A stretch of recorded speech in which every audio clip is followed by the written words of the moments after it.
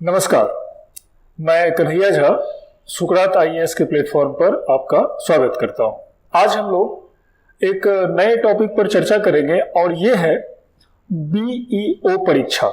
जो आपका खंड शिक्षा पदाधिकारी का भी प्रीलिम्स हुआ है, उसका रिजल्ट आ चुका है और आप में से कई लोग उस प्रीलिम्स परीक्षा में क्वालिफाई हो भी चुके हैं। लेकिन अब जो मूल समस्या आई है कि भाई प्रारंभिक परीक्षा के बाद आगे क्या। तो देखिए, अब मुख्य परीक्षा की तैयारी में लगना पड़ेगा और जिस तरीके से आप लोगों ने प्रारंभिक परीक्षा में सफलता प्राप्त की है, उसे मेंस तक कंटिन्यू करने के लिए ये जरूरी है कि तैयारी जो है फोकस्ड हो और इतने विस्तार पूर्वक की जाए कि सभी चीजों पर आप लोग अपना अच्छा आंसर दे पाए। तो अभी क्या हो रहा है कि जो हम लोगों को पता चल रहा है कि बहुत सारे लोग जो है उनको ये पता ही नहीं है कि वास्तव में इस परीक्षा का सिलेबस क्या है। तो ये सबसे बड़ा ड्रॉबैक खंड शिक्षा पदाधिकारी के साथ निकलकर आ रहा है और इसका कारण ये है कि इसका पेपर जो पिछला हुआ है वो लगभग 7-8 साल पहले हुआ है और उसके बाद पैटर्न इतना इन्होंने चेंज इस बार कर दिया। ये पहली बार इस डिस्क्रिप्टिव पैटर्न पर होगा, तो बच्चों को पता नहीं है कि सिलेबस क्या है और दूसरी बड़ी समस्या क्या है कि इसको किस तरीके से तैयार किया जाए, उसकी स्ट्रेटजी क्या होनी चाहिए। तो सिलेबस और स्ट्रेटजी आज के इस लेक्चर का मेन थीम कहिए होगा। इस पे आपकी जो ये दोनों समस्याएं हैं, इस पर मैं कोशिश करूंगा कि आपको जो है अच्छे से बता पाऊं। तो आते हैं इस सिलेबस पर चर्चा करते हैं। सबसे पहला देखिए कि ये पूरा जो सिलेबस है वो जो आयोग ने यूपीपीसीएस ने खुद से ही दिया है और इसमें उन्होंने कहा कि 2 अनिवार्य प्रश्न पत्र होंगे। 2 अनिवार्य, ये ध्यान रखना होगा कि 2 ही क्वेश्चन आने हैं पेपर। उसमें एक पेपर होगा जीएस या सामान्य अध्ययन का, फर्स्ट पेपर। सेकेंड पेपर जो होगा वो होगा हिंदी और एसए का, सामान्य हिंदी और एसए का। ठीक, जो जीएस का पेपर है और हिंदी का पेपर आएगा वो दोनों आपका 3-3 घंटे का पेपर आएगा। जैसा अपर में आप लोग देखते होंगे, जो अपर वाला मेंस जितने दिए होंगे उनको पता होगा, या सिविल सर्विसेज का जो एग्जाम देते हैं पेपर 3 ही घंटे का पूछा जाता है।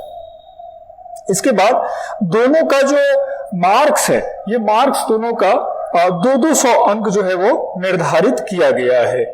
जीएस का भी 200 होगा और हिंदी का भी 200 नंबर होगा, हिंदी और निबंध मिला के। तो ये एक मोटा मोटी पहले मार्क्स का डिस्ट्रीब्यूशन है। अब आइए आगे कि यहां आगे जो सामान्य अध्ययन का है उसका पैटर्न किस तरह से उभर कर सामने आ रहा है। सामान्य अध्ययन में जो कमीशन ने दिया है सिलेबस, उसके अनुसार कुल 40 प्रश्न आएंगे। ठीक है, और आपको इसमें यह ध्यान रखना है कि एक भी प्रश्न आप छोड़ नहीं सकते हैं। मतलब पहले जो पैटर्न होता था आयोग में भी या अभी भी ऑप्शनल पेपर में ऐसा होता है कि टोटल 8 क्वेश्चन दिए जाते हैं और उस 8 में से आपको 5 क्वेश्चन सॉल्व करने होते हैं। तो ऐसा कोई भ्रम लेके नहीं चलना है कि सिलेबस के कुछ ही पार्ट को तैयार कर लेंगे उसी से हमारा हो जाएगा। सारे प्रश्न महत्वपूर्ण होंगे, सबका मार्क्स अलग अलग खंडों में बटा हुआ होगा और सब जो है वो कंपलसरी है, मतलब सबको सॉल्व करना ही है। अगर आप छोड़ते हैं कोई प्रश्न तो ये आपका नुकसान होगा, आपका नंबर कम काउंट होगा। अब आइए, जो 40 प्रश्न होंगे ये प्रश्न 3 कैटेगरी में बटे हुए होंगे। सबसे पहला खंड अ। ये जो खंड अ है ये इधर से दिख रहा होगा, जो पहला सेक्शन होगा, सबसे मेजर सेक्शन यही है। इसको अगर हम समझे तो ये दीर्घ उत्तरीय प्रश्न या लॉन्ग आंसर क्वेश्चन के रूप में इसको हम लोग कह सकते हैं। दूसरा लघु उत्तरीय प्रश्न, जो खंड ब वाला सेक्शन है, और खंड 100 वाला जो सेक्शन है ये अति लघु उत्तरीय प्रश्न है। जो दीर्घ उत्तरीय प्रश्न है इसमें आपको 10 क्वेश्चन आएंगे और ये जो 10 क्वेश्चन आएंगे, ये 10 क्वेश्चन हर एक क्वेश्चन 10-10 नंबर का होगा। ठीक, 10 क्वेश्चन 10 नंबर के, तो टोटल नंबर ये हो गया 100 नंबर का।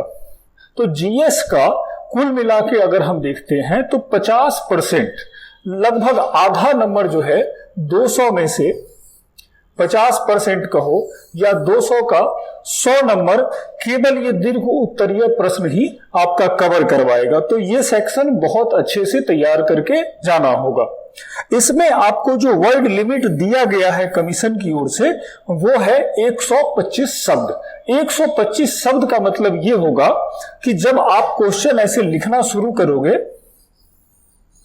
तो एक पेज पे एक पूरा पेज लिखेंगे। एक पूरा पेज पे जो सामान्य फॉन्ट के साइज होते हैं, जो एक आदमी के अक्षर का आकार होता है, उसमें एक पेज लगभग 100 शब्द कवर करता है। तो एग्जाम में उतना तो काउंट नहीं होगा, लेकिन यह ध्यान रखना है कि पहला पेज और इसके बाद जो साथ में दूसरा पेज दिया हुआ है उसमें लगभग इस साइज तक आपको पूरा करके लिखना पड़ेगा। अगर डायग्राम वगैरह यूज करके चल रहे हैं तब 2 पेज या 2.5 पेज हो सकता है।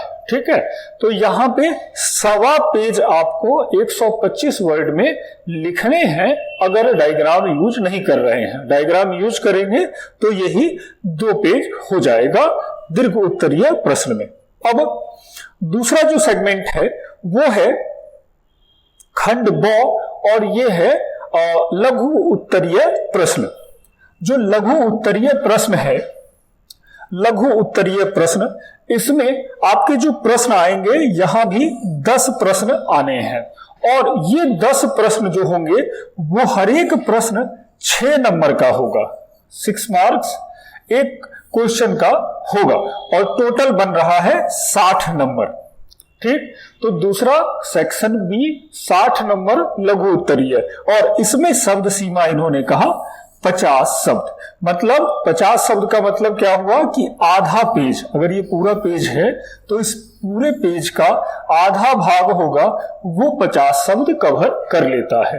तो अगर आयोग ने मान लो कि जैसे यूपीपीसीएस के मेंस में जो पेपर आया है या आता है उसमें पेपर पे क्वेश्चन जो है इस तरह से पहले ही लिखा हुआ रहता है, यहां पे क्वेश्चन लिखा हुआ रहेगा और बाद में आपको आंसर के लिए स्पेस दे दिया जाता है। ठीक है, तो अगर इस क्वेश्चन में जो लघु उत्तरीय प्रश्न देखेंगे यहां जो स्पेस का डिस्ट्रीब्यूशन होगा तो एक पेज पे मोटा मोटी 2 क्वेश्चन वो देंगे, तो ज्यादा कंटेंट भी लेके नहीं चलना है। यहां पे यही स्ट्रेटजी लेके चलना पड़ेगा। और सबसे लास्ट का जो आएगा वो खंड 100 आएगा। ये अति लघु उत्तरीय प्रश्नों की श्रेणी होगी। खंड 100 में ये जो पैटर्न है इसको अपर में यूज नहीं किया जाता है। ठीक है, इसको यूपीएससी जो है यूपीएससी के पेपर में यूज नहीं किया जाता है। ऐसे क्वेश्चन आमतौर पे अभी अगर बात करें तो राजस्थान और मध्य प्रदेश की परीक्षाओं में जो एमपीपीसीएस वगैरह है उसमें पूछा जाता है।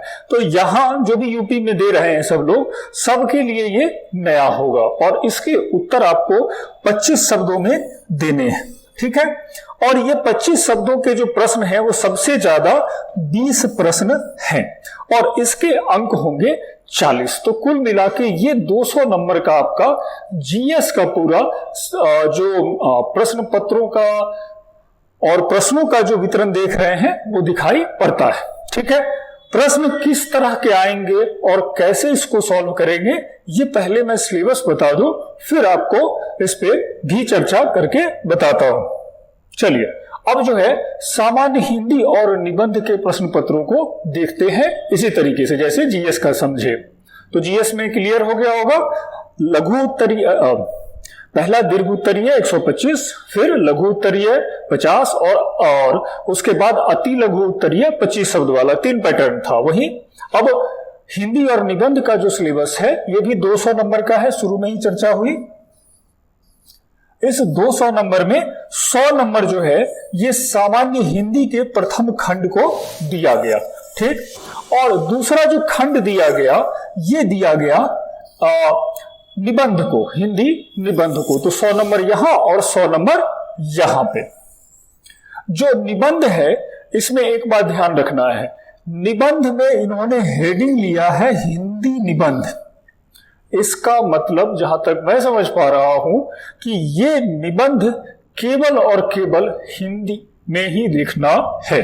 तो यहां पे आपको इंग्लिश का स्कोप जो है नहीं होना चाहिए। हिंदी निबंध टाइटल दिए हैं।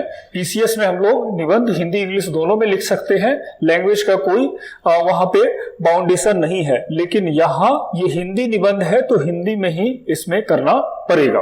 ठीक, जीएस के पेपर में आप जो है हिंदी इंग्लिश दोनों लैंग्वेज ऑप्ट कर सकते हैं, जिसमें आप कंफर्टेबल हैं, चाहे हिंदी में लिखिए चाहे इंग्लिश में, दोनों भाषाओं में उत्तर दे सकते हैं। लेकिन हिंदी का और निबंध का दोनों पेपर हिंदी में ही लिखना है। ठीक, अब आते हैं निबंध।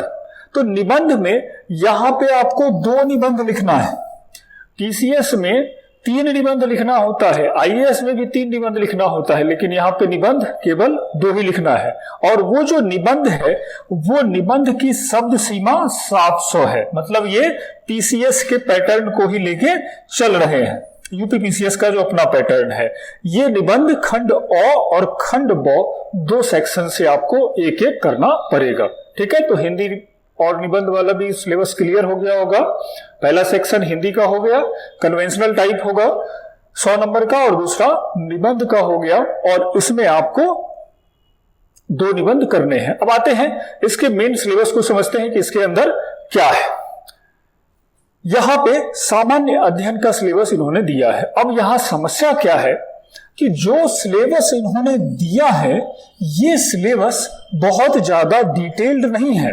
अगर आप इसको देखें तो बस इसी तरह से इन्होंने छोटे छोटे हेडिंग्स यूज किए हैं, और इसी में फिर आपको अपने हिसाब से अनुमान लगाना पड़ेगा कि क्या पूछा जा सकता है। तो उससे घबराना नहीं है, हम लोगों ने इस पे अभी काम किया है बहुत अच्छे से, और क्वेश्चन भी आपको सेलेक्टिव वे में बताया जाएगा कैसे होगा। पहले जीएस का सिलेबस समझते हैं। जो जीएस का सिलेबस है उसमें इन्होंने लिखा, पहला भारत का इतिहास।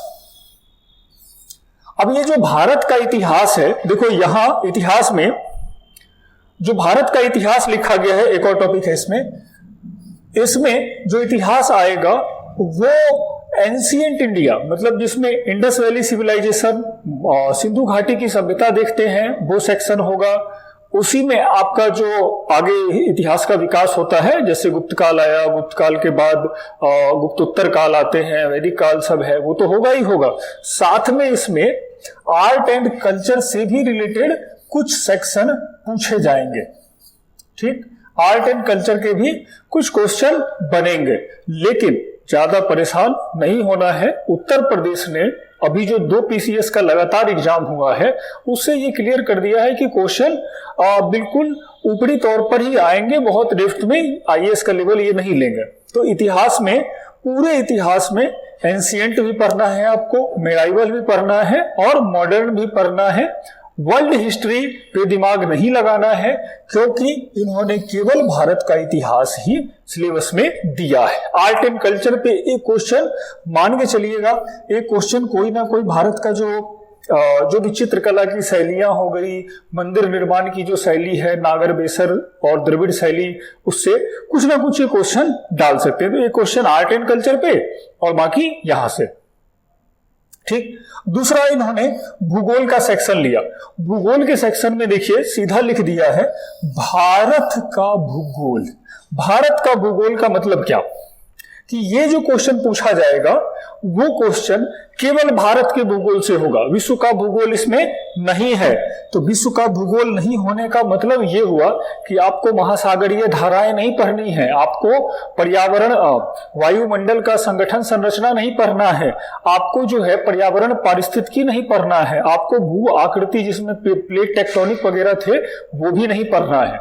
इसमें आपको पढ़ना है भारत के प्राकृतिक प्रदेश, हिमालय हो गया, जैसे प्रायद्वीपीय मैदान हो गया, उत्तर भारत का मैदान हो गया, उसका कैसे उत्पत्ति हुआ है, क्या क्या उसके पार्ट्स है वो देखना है। दूसरा हो जाएगा भारत में मानसून जलवायु वाला सेक्शन देखना है। इसके बाद भारत में जो भी कृषि है इससे संबंधित समस्याओं को देखना पड़ेगा। तो भूगोल के सिलेबस को इन्होंने खुद से छोटा कर लिया है और बहुत कम स्कोप दिया है।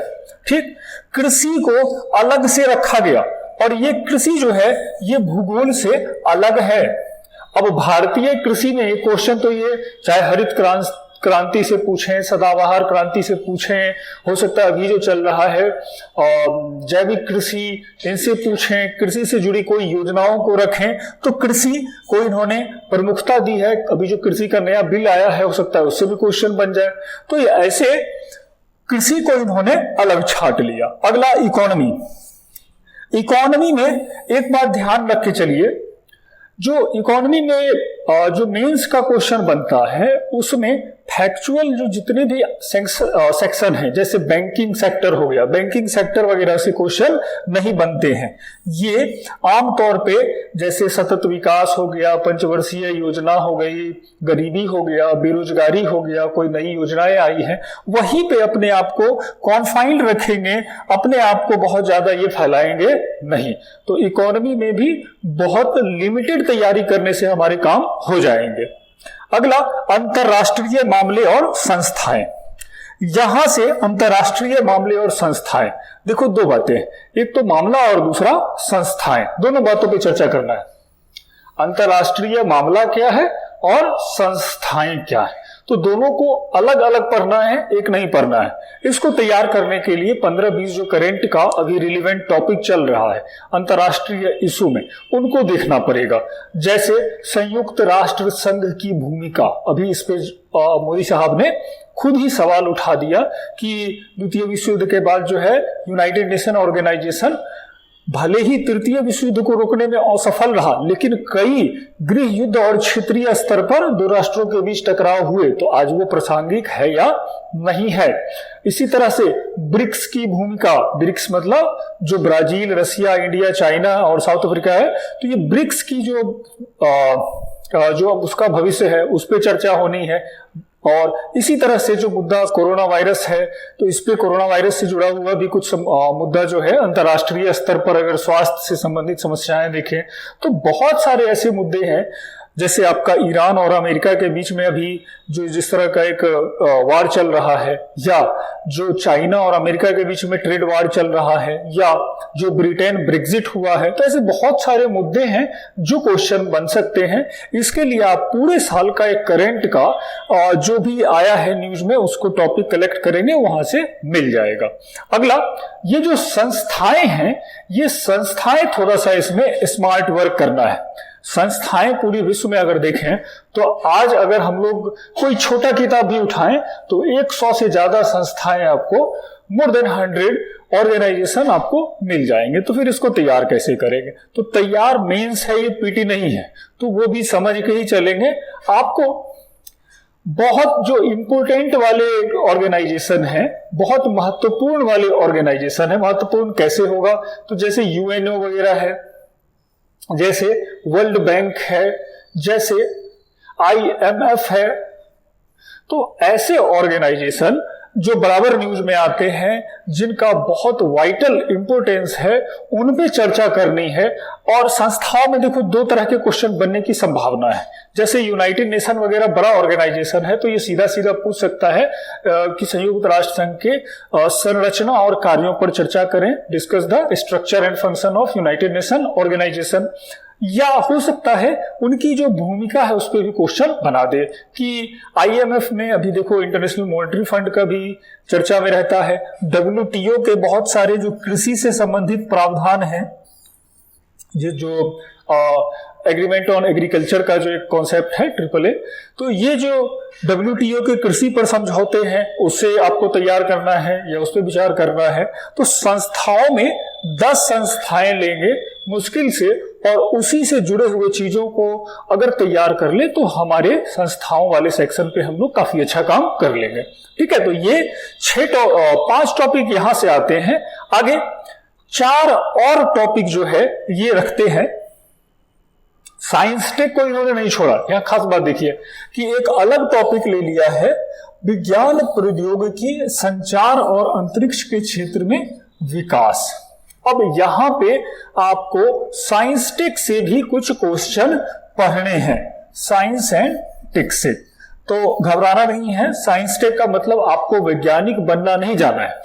देखो, सिविल सेवा में साइंस टेक का पूछने का एक तरीका है और एक पैटर्न है। वो बस आपसे ये जानना चाहते हैं कि आप किसी वैज्ञानिक खोज को कितने अच्छे तरीके से जानते हो और उनका एप्लीकेशन कहां तक हो सकता है, इससे अवगत हो। जैसे अगर वो पूछें, मान लो अंतरिक्ष के क्षेत्र में विकास, तो सीधा सीधा ही पूछ सकते हैं कि भारत का जो अंतरिक्ष के क्षेत्र में उपलब्धियां हैं उसकी चर्चा करिए। या भारत ने अभी हाल ही में GSLV को भेजा है। अब GSLV क्या होता है, इसके उपयोग क्या है? जियो सिंक्रोनस लॉन्च व्हीकल, इसे जो है सैटेलाइट, भारी सैटेलाइट लॉन्च किए जाते हैं। मतलब अगर हम GSLV पे अपना कमांड कर लेते हैं तो हम भी जो 2500 किलो से ज्यादा वजन के उपग्रह होते हैं उनको बड़े आसानी से अंतरिक्ष में पहुंचा सकते हैं। तो उतने भारी उपग्रह आज जो हम पहुंचा रहे हैं वो किसके साथ पहुंचा रहे हैं? तो वो कभी हम देखते हैं कि जो फ्रेंच स्पेस एजेंसी है और उसका जो कोरू में प्रक्षेपण स्थल है उससे भेजते हैं, तो कभी हम रसिया का सहयोग लेते हैं और बहुत ज्यादा पेमेंट करना पड़ता है, तो सारा खर्चा हमारा बच जाएगा। और भारी जो उपग्रह हैं उनके कारण ही आज हम लोग ये वीडियो क्लासेस बना रहे हैं और आप जो है मोबाइल से देख पा रहे हैं। तो इनकी मांग अब बढ़ी है, सूचनाओं का आदान प्रदान बढ़ा है। बड़े सैटेलाइट तभी आएंगे जब GSLV हमारा अपना हो जाएगा और सस्ता हो जाएगा तब। तो अंतरिक्ष के क्षेत्र में विकास में ये एप्लीकेशन आपको जोड़ना पड़ेगा। दूसरा, विज्ञान एवं प्रौद्योगिकी के अन्य भाग पूछे जा सकते हैं। जैसे मान लो अभी कोरोना वायरस है, जैव प्रौद्योगिकी पे क्वेश्चन बन सकते हैं। वायरस क्या है, वायरस में कितने प्रकार हैं, संभावित रोग क्या है, या इससे और भी क्वेश्चन बनाए जा सकते हैं। पेंडेमिक क्या होता है? एंडेमिक तो था, पेंडेमिक क्या हुआ? पेंडेमिक जो ऐसा वायरस या ऐसी बीमारी जो कि पूरे विश्व को प्रभावित कर रही हो। इसी तरह से संचार में भी पूछे जा सकते हैं। संचार में 2 तरह के क्वेश्चन बनते हैं। पहला तो एक इंफॉर्मेशन टेक्नोलॉजी का बेसिक पूछ सकता है, या भारत सरकार की कोई योजना भी पूछी जा सकती है, जो राष्ट्रीय ई-गवर्नेंस प्लान वगैरह है वो भी पूछा जा सकता है। तो ये आपको सेलेक्टिव होकर पढ़ना है। कॉन्सेप्ट अगर पता हो तो एप्लीकेशन पे चर्चा कर देनी है। ठीक है, अब आते हैं आगे, शिक्षा के क्षेत्र में अद्यतन विकास। अब ये जो टॉपिक है जीएस का, यहां पे आपको रिसर्च वर्क या फिर बहुत ज्यादा काम करने की जरूरत नहीं है। अभी नया जो 2020 में नया जो अभी राष्ट्रीय शिक्षा नीति आई है, इसको बहुत अच्छे से तैयार करके जाइए। नई शिक्षा नीति पे हम लोग भी तैयार करवाएंगे। इस शिक्षा नीति पे आपका एक क्वेश्चन, चाहे वो सब्जेक्टिव, चाहे वो दीर्घ उत्तरीय वाले में हो या लघु उत्तरीय या अति लघु उत्तरीय, 1-2 क्वेश्चन इसे बनेगा ही बनेगा। उसके अलावा जो शिक्षा से जुड़ी हुई योजनाएं हैं, चाहे प्रौढ़ शिक्षा हो, चाहे महिला शिक्षा हो, या मिड डे मील जैसा स्कीम हो, ये सारे तैयार करने होंगे, तभी ये एजुकेशन आपका तैयार हो पाएगा। शिक्षा में कमियां क्या है, और कमियों को बताने के लिए ध्यान रखना है कि कमियों को बताने के लिए इंटरनेशनल डाटा यूज करना बहुत जरूरी है। या प्रथम नाम की एक संस्था है, प्रथम, और इसका जो एक रिपोर्ट असर नाम का एक रिपोर्ट जारी करती है, प्रथम नाम की संस्था, तो असर या प्रथम करके है, उससे जो रिपोर्ट आएगा उस पे भी आपको जो है कंटेंट यूज करना पड़ेगा। अगला, अंतरराष्ट्रीय मामले और सामाजिक सुसंगति के विषय और भारत विश्व। ये जो टॉपिक है, ये टॉपिक सीधा सीधा कह रहा है करेंट, इसमें कंफ्यूज नहीं होना है, इतना लंबा जो है वो सीधा सीधा करेंट अफेयर की बात कर रहा है, जो न्यूज में चल रहा है। ये जो सेक्शन है, अब ध्यान रखना है, ये सेक्शन मोस्ट इंपोर्टेंट है, ये सबसे ज्यादा महत्वपूर्ण है। आपको सबसे ज्यादा क्वेश्चन यहीं से बनेंगे, इसको बहुत अच्छे से तैयार करके चलना है। जो कन्वेंशनल हिस्ट्री, ज्योग्राफी है और इकोनॉमी वाला, उसके बाद सबसे ज्यादा जोर यहीं से आएगा।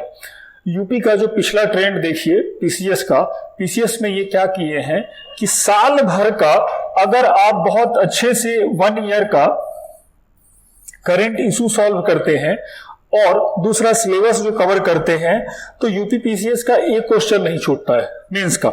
उसी तरह से यहां भी आपको साल भर के जो भी करंट इवेंट हुए हैं उसको चर्चा तैयार करके जाना पड़ेगा। अब जो भी का मतलब ये नहीं कि कोई मान लो कोई फुटबॉल खिलाड़ी ब्राजील का है, वो मर गया तो हम उसको रखते रहें, वैसा नहीं पूछेगा।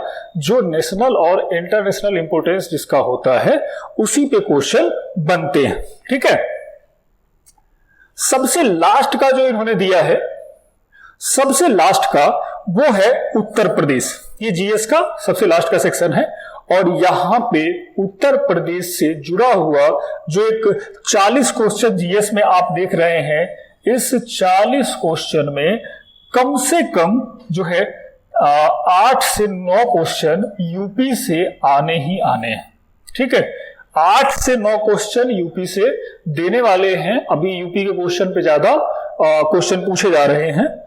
इसमें यूपी का इन्होंने सारा सेगमेंट लिया है, चाहे वो संस्कृति हो, कृषि हो, उद्योग, व्यापार, रहन सहन, सामाजिक प्रथाएं, सब कुछ ले लिया है। अब यहां भी क्वेश्चन कई तरह से बन सकते हैं, इस पे हम लोग आगे चर्चा करेंगे। उत्तर प्रदेश यहां पे फिर से बहुत इंपॉर्टेंट हो जाएगा। ठीक है, तो ये जीएस का 8-9 सेक्शन का आपका पूरा टॉपिक बनता है। अब हम लोग सेगमेंट हैं उन पर चर्चा करते हैं, हिंदी का सिलेबस देखते हैं। ये सामान्य हिंदी का पाठ्यक्रम है। तो हिंदी दूसरा पेपर 2 जो था उसमें 2 चीजें थी, एक हिंदी था और दूसरा निबंध था। हिंदी का जो पेपर, ये 100 नंबर वाला जो पेपर था, उसमें देख लीजिए क्या क्या पूछ रहे हैं ये लोग, सिलेबस में है। पहला जो है अपठित गद्यांश का संक्षेपण, ठीक, और उससे संबंधित प्रश्न, साथ में रेखांकित अंशों की व्याख्या और उपयुक्त शीर्षक। ये बातें इसमें जो पीसीएस दे रहे हैं उनको तो पता होगा कि यूपी का ये स्टाइल ही है। क्या होगा कि लगभग 200 शब्द का आपको इस तरह से 200-250 शब्द का कहीं से मैगजीन से उठा लिए, किसी उपन्यास से उठा लिए, वो एक पैराग्राफ देंगे। अब चूंकि संक्षेपण करना है, एक होता है सारांश और एक होता है संक्षेपण, दोनों में अंतर समझ लीजिए। सारांश गलत नहीं करना है इसको, और संक्षेपण। ठीक है, तो जब संक्षेपण की बात आएगी तो संक्षेपण सारांश से अलग होता है। संक्षेपण में मेन कंटेक्स्ट को, जो भी दिया गया कहानी है या जो भी बात कही गई है, उसको इस तरह से छोटा करना है कि वो 1/3 में आ जाए, जितना शब्द दिया हुआ है। मान लो कि एक बार आप ऐसे ही काउंट कर लेना, उसको बताएंगे कैसे होगा। मान लो 200 शब्दों का है, ठीक है, तो 200 शब्दों का है, तो लगभग हमारा जो संक्षेपण होना चाहिए वो 66 शब्दों का होना चाहिए। 66-67 शब्दों में उसको समेट लेना है। ये कैसे होगा, तो उसको करने के लिए आपको आगे तरीका भी बताया जाएगा कि भाई 66 शब्दों में कैसे उसको कम करना है। तो बहुत आसान तरीका है, बहुत ज्यादा। उससे संबंधित प्रश्न, अब उससे संबंधित प्रश्न मतलब उसी में पूछ दिया क्वेश्चन की लेखक का किसी संदर्भ के बारे में, किसके संदर्भ में क्या कहना है, क्या मानना है। दूसरी बात, रेखांकित अंशों की व्याख्या। तो रेखांकित मतलब जो पैराग्राफ दिया हुआ होगा उसी में किसी किसी लाइन को ऐसे अंडरलाइन किया हुआ रहता है और फिर आपसे पूछा जाता है कि इसका व्याख्या कैसे होगा, तो व्याख्या इसकी भी बतानी पड़ेगी। और साथ में उपयुक्त शीर्षक, उपयुक्त शीर्षक जो होता है शीर्षक, वो 2 से 3 वर्ड का ही देना है और उसी पूरे जो आप पढ़ेंगे पैराग्राफ, उसी से वो शीर्षक निकलकर आ जाएगा। ठीक है, तो पहला एक गद्यांश तो हमारे पास होगा ही होगा हिंदी में, और ये जो होगा वो अनुमान जो लग रहा है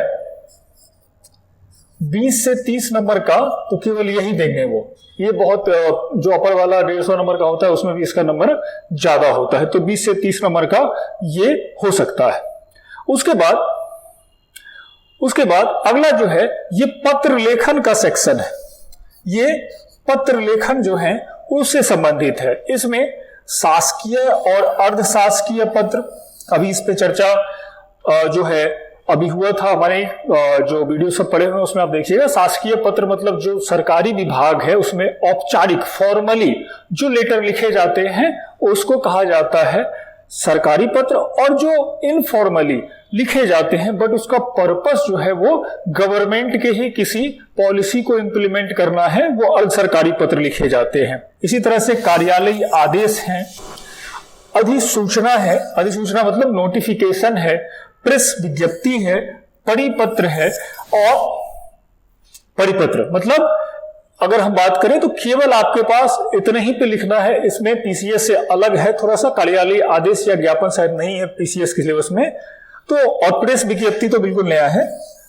ये सारे सेगमेंट आपके पत्र लेखन में आने हैं। इनको तैयार कैसे करना है, तो ध्यान रखना है कि इसका एक सेट फॉर्मेट होता है, सेट पैटर्न पे ही आपको तैयार करना होता है। उसको कहाँ उसका जो है वो प्रारंभ होगा, कहाँ पे कार्यालय का नाम देना है, कहाँ विभाग का नाम, सब कुछ इसी पे होता है। अगला एक जो सेगमेंट, नया सेगमेंट दिखाई पड़ता है वो अनुवाद का दिखाई पड़ रहा है, ट्रांसलेशन। अब देखो ट्रांसलेशन से आसान तो कुछ हो ही नहीं सकता है, हिंदी और इंग्लिश से ट्रांसलेट करना है। राम आम खाता है, राम इट्स अ मैंगो, यही काम करना है आपको इस ट्रांसलेशन में। तो बचपन से करते ही आ रहे हो। ये 5 नंबर का, 4 से 5 नंबर का होगा ये, इससे ज्यादा नहीं होगा, तो आसानी होगा। सब एजुकेशन ऑफिसर आप लोग बनने जा रहे हो तो ट्रांसलेशन में तो सोचना ही नहीं है, मैं यही मानकर चल रहा हूं। और सबसे लास्ट का जो ये है, ये हिंदी का शब्द ज्ञान से संबंधित अगर हम इसका नाम दे दें तो ये शब्द ज्ञान वाला सेक्शन दिखाई पड़ता है। यहां पे जो हिंदी के शब्दों के संदर्भ में है उस पे कुछ काम करना पड़ेगा। एक एक नंबर के ये सारे आएंगे और इसको याद करना होगा, इसको तैयार करना होगा। अगर पीसीएस वगैरह नहीं दिया तो दिक्कत हो जाएगी। और इसमें पीसीएस से थोड़ा सा ज्यादा भी है, जैसे अनेकार्थी शब्द पीसीएस में नहीं है, यहाँ पे जोड़ा हुआ है। विलोम शब्द वगैरह तो पढ़ ही लिए हैं सब लोग, पर्यायवाची आरोह के सिलेबस में होता है। तत्सम तद्भव, मतलब ऐसे शब्द जो संस्कृत के समान होते हैं वो तत्सम कहलाते हैं, और जो तद्भव जो उससे निकलते हैं।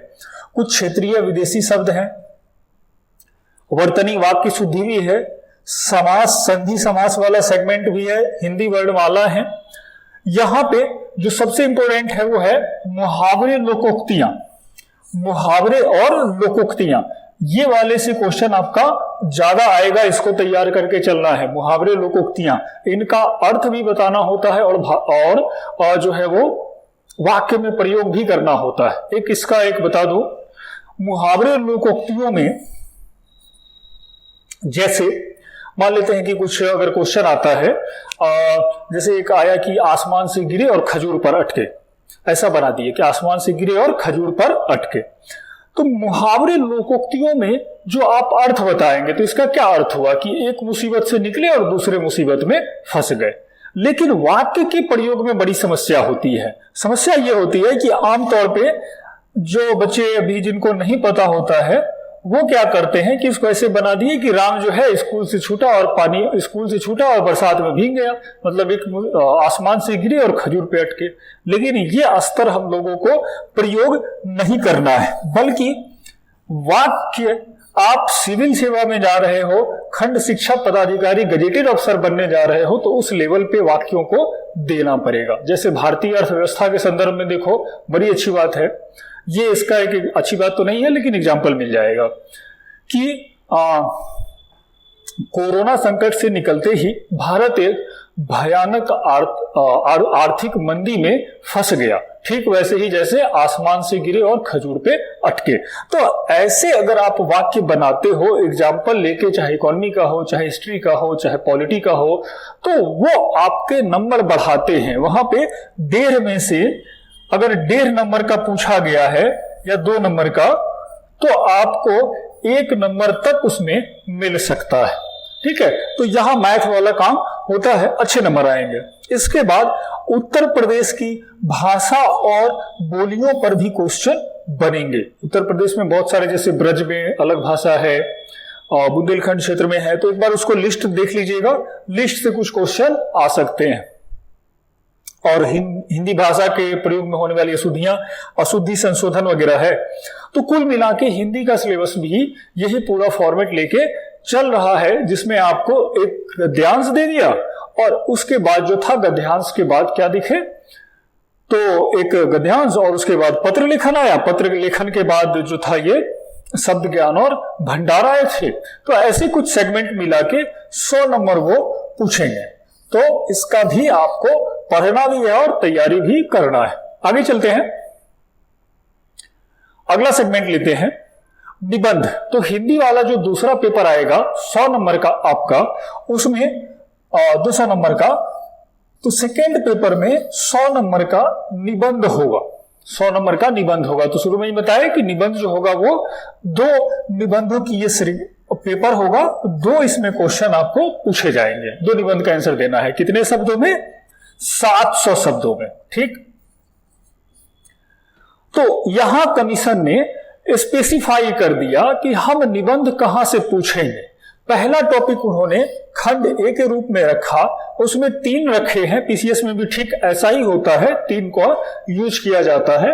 साहित्य और संस्कृति क्वेश्चन जैसे आता है, जैसे मान लीजिए निबंध का टॉपिक दे दिया साहित्य समाज का दर्पण है, तो जिनका साहित्य वगैरह में इंटरेस्ट रहा है वो उनके पास कंटेंट भी होता है, जिनका इंटरेस्ट होता है वो पढ़ते रहते हैं, 10 किताबों को पढ़े तो उनके पास कंटेंट प्रॉपर हो जाता है, वो लोग इसमें अच्छा कर लेते हैं।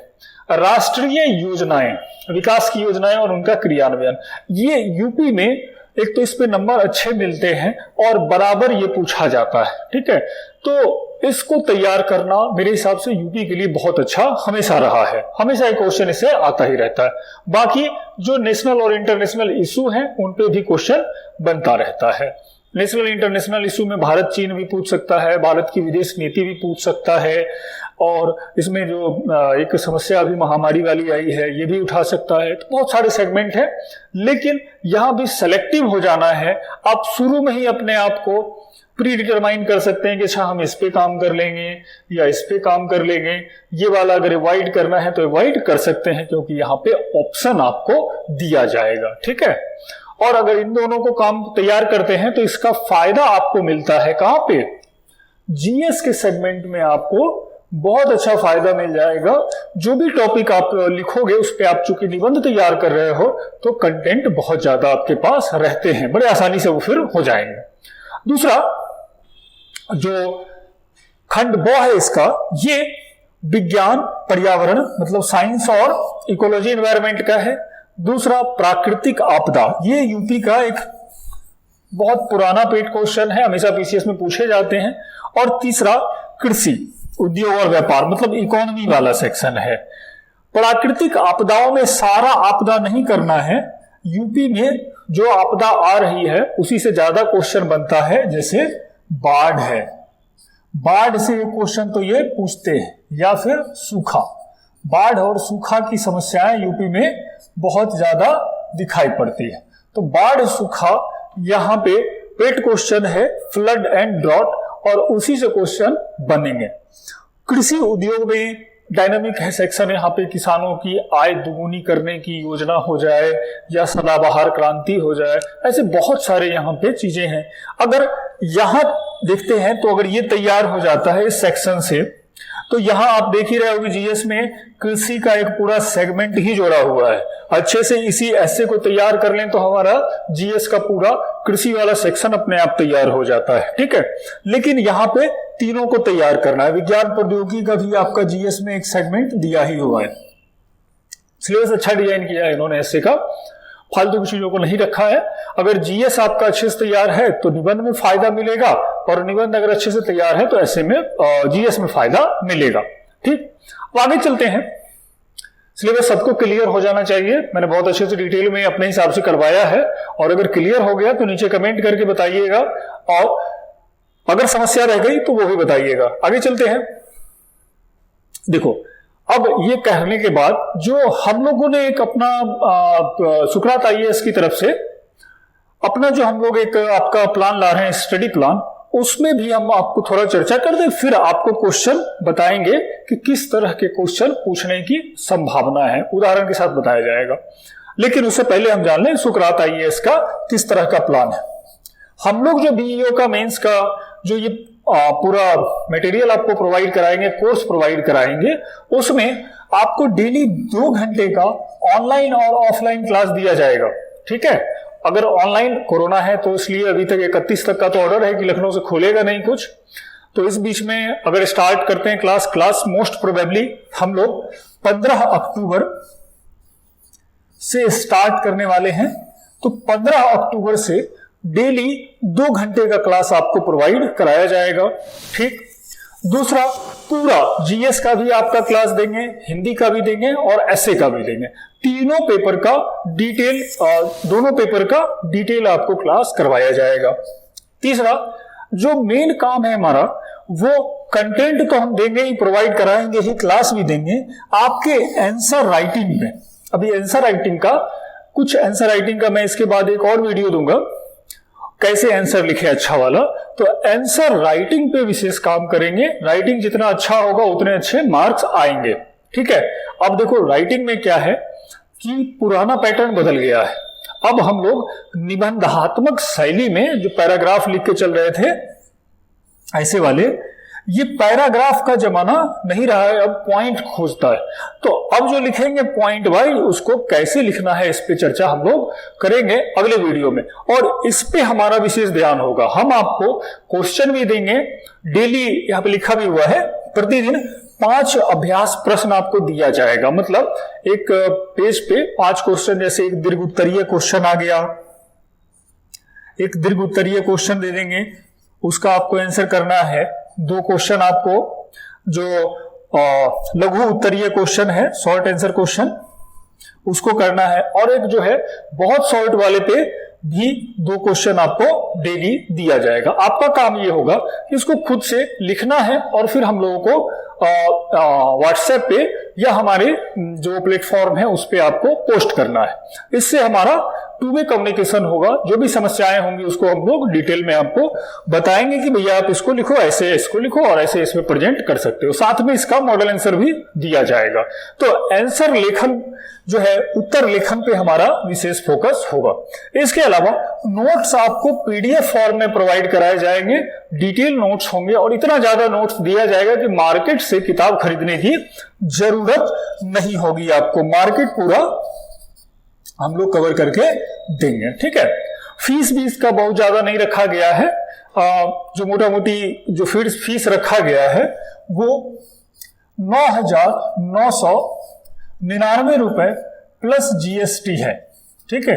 तो आप लोग इतने पे ये कोर्स ले सकते हो, ज्वाइन कर सकते हो। और सुकरात आईएएस के बारे में कोई भी समस्या, कोई भी कंफ्यूजन हो, पुराने वीडियो पड़े हुए हैं, आप देख लो, उसको कंपेयर कर लो। बहुत सारे हमारे टीचर्स जो थे वो बेसिक शुरू में थे, और भी ग्रुप हैं, सब लोग आ रहे हैं।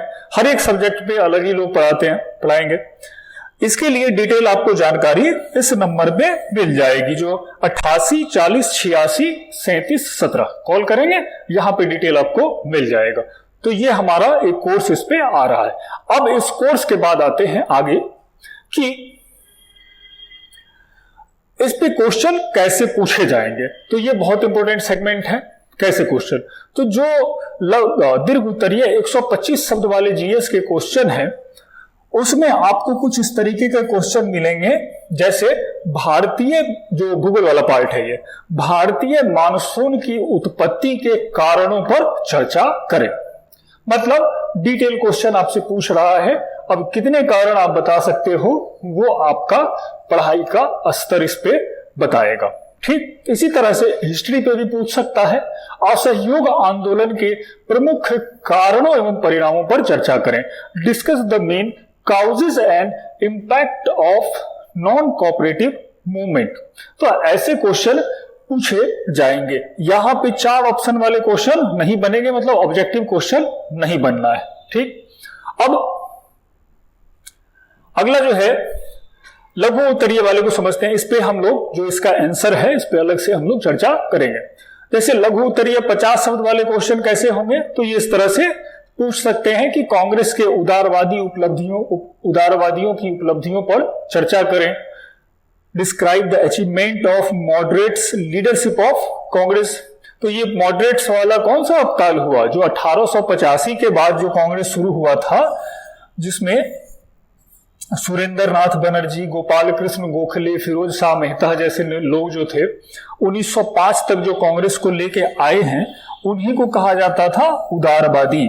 और उन्होंने जो भी मांग की जो सेना व्यय कम करो, नमक पे कर कम करो, भारतीयों को शामिल करो विधायिका में, तो ऐसी चीजों पे ये पूछ रहा है, चर्चा कर रहे हैं 50 शब्द में। ठीक है, तो अभी तो बड़ा कंफ्यूजिंग लग रहा होगा सर 50 शब्द में इसको कैसे लिखेंगे, तो चिंता नहीं करिए, अगले वीडियो में हम बताएंगे कैसे उसको कवर करना है। ठीक, इसी तरह से आ गया क्वेश्चन, भारतीय कृषि की समस्याओं पर चर्चा करें। तो जो भी एग्रीकल्चर की प्रॉब्लम है, चाहे वो मानसून की अनिश्चितता हो, सिंचाई की कम उपलब्धता हो, वित्त का अभाव हो, तो आसपास से जो चीजें आप देखते हो वही समस्याएं हैं एग्रीकल्चर पे, और उस पे भी 50 ही शब्द मिले हैं। अब समस्या ये हो जाएगी कि भाई 50 शब्द और जानकारी ज्यादा, शब्द आपके पास 50 और लिखने के लिए पूरा दुनिया भर का कहानी आप जो लिखते हैं तो ध्यान रखिएगा, ऐसे जगह पे जहां पे आपके पास कंटेंट कम हो और 50 वर्ड लिखने को आए तो वहां तो ठीक है, कुछ ना कुछ लिख देंगे, लेकिन यहाँ कंटेंट बहुत ज्यादा हो जाएंगे, लिखना कम है, तो वहां भी समस्या होती है कि कैसे लिखें।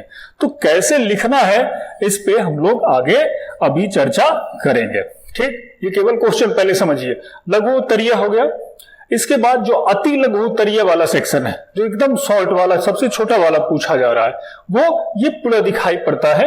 ऐसे क्वेश्चन आ सकते हैं जैसे उत्तर प्रदेश में खनिज संसाधन, mineral resource in Uttar Pradesh, नई शिक्षा नीति, न्यू एजुकेशन पॉलिसी, सुरक्षा परिषद, ऐसे सीधे सीधे दे दिए। अब इस पे आपको 25 शब्द में कुछ ना कुछ लिखना है।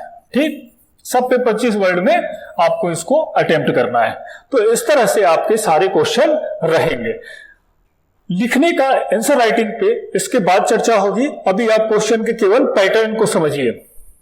ठीक है, क्लियर है सबको? इसके बाद जो है पैटर्न और सिलेबस पे चर्चा करने के बाद मैं ये कहूंगा कि सब लोग जो है अभी जो भी लोग पीसीएस का 11 वाला प्रीलिम्स दे रहे हैं वो दीजिए, और जितनी जल्दी हो सके इसके मेंस पर लगिए। कंपटीशन इसका कम है, बहुत सारे लोग जो थे वो बीएड नहीं थे तो इसमें अपीयर ही नहीं हुए। बहुत सारे लोग जो हैं वो कोई भी कोचिंग ज्वाइन नहीं कर पाए क्योंकि कोरोना संकट के कारण कोई कोचिंग चल ही नहीं रहा है। तीसरी बात क्या है कि ये पेपर बहुत दिनों के बाद नए पैटर्न पर हो रहा है, तो सबके लिए नया है, सबके लिए जो भी इसमें मेहनती होंगे उनके लिए एक अपॉर्चुनिटी बन रही है। चौथी बात, पोस्ट बहुत ही ज्यादा कहिए तो महत्वपूर्ण पद है, अच्छा पेमेंट है और सिलेक्शन भी आसानी से कम मेहनत में हो सकता है, तो इस पे फोकस करना है। इसके बाद ये जो लास्ट का एक्चुअली मैं इस स्लाइड को रखा हूं, ये इंफॉर्मेटिव है। हमारे यहाँ जो आप लोग बीए वाला तो क्लास करे ही, उसके बारे में डिटेल आपको फीस वगैरह बताए ही है। साथ में ये 2-3 प्रोग्राम और चल रहे हैं, जो भी बच्चे इसमें इच्छुक हों, जैसे आरओ 2016 का ये एक टेस्ट सीरीज चल रहा है, ये सारा इसका फीस स्ट्रक्चर है, और फाउंडेशन कोर्स का 14,999 प्लस जीएसटी फीस है, इसको भी ज्वाइन कर सकते हो। इसी नंबर पे कांटेक्ट करिए।